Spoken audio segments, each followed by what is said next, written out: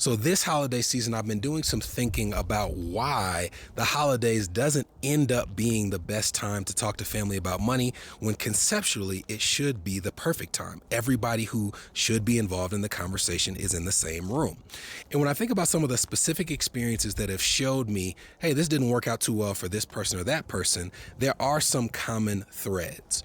One of those common threads when you're talking about the generation who you're asking about their planning or lack thereof is guilt and shame. If you are listening to this podcast and you are under the age of 50 years old, you probably are a person who, hopefully rightfully so, believes that your best financial years are ahead of you, that you have all the time in the world to do all this planning, to leave generational wealth to your loved ones, to make sure that you've dotted all the I's and crossed all the T's.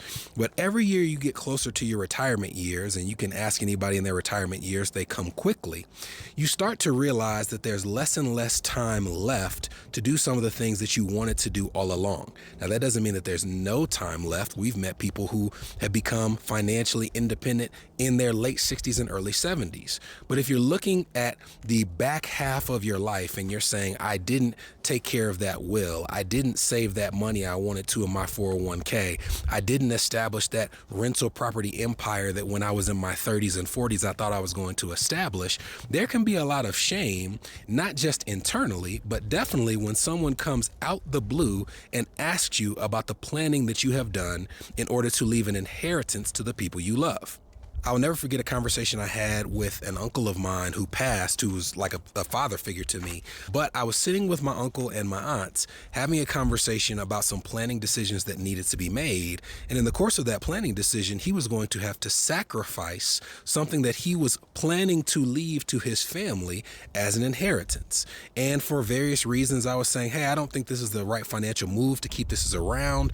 This is something that we need to consider letting go of in order to pursue something else. And while this is a person who has been like a father figure, who has reprimanded me in the past, who has spoken sternly to me in the past, the amount of anger that he had in letting go of that thing was something that at the time I thought was disproportional. As a matter of fact, I felt as if he was mad at me and I was doing my best to counsel him about something that I thought was the best course of action. And in talking to him later about the conversation, but my aunt shortly after that initial conversation, she said, it's just tough. It's something where if you feel like you have something set aside and now you're coming to grips with the fact that you may have less than you had planned for, then you being the person that delivered the message doesn't mean that he's angry at you. He's angry at the message, and that's something that he's having to confront. And this may play out in your conversations where if you out the blue with no foresight or advance notice say, what type of planning have you done? You may get an angrier response than you expected because there may be some internal guilt and shame about a lack of preparedness. Another common thread is the prodigal son element of this. You see this a lot in minority communities where there is anger from an elder generation when people ask about what type of life insurance they may have. We've talked about the term, I only need enough to bury me and I don't want anybody to get rich off my death.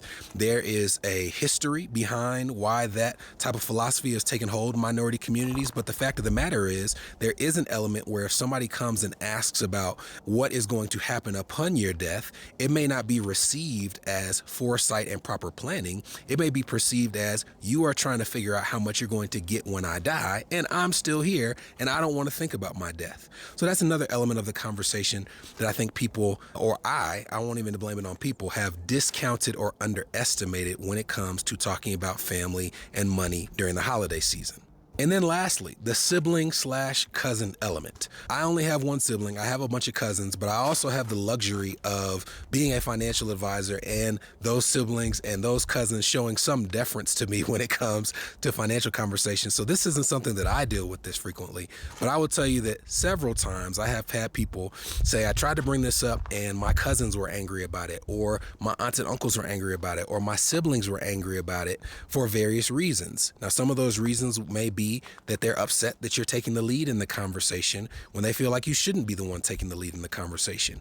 Some of it may be due to past elements of that relationship where they feel like there's been inequities and money is a part of it, but it may have something to do with something that happened when you were 10 years old or 16 years old that you're not aware of, that person is harboring. And money does an excellent job of bringing out the cracks in a relationship when it comes to who gets what or who is responsible for planning what. And you would be surprised even the guilt that's associated associated with a sibling not being in a position to take care of a parent if something were happening to them, or the anger that another one volunteers to do so. There are so many dynamics at play, and one of the ones that you may not think of that is worth considering is the fact that some people just don't have the same comfort level thinking about, much less talking about, the prospect of someone they love dying as others.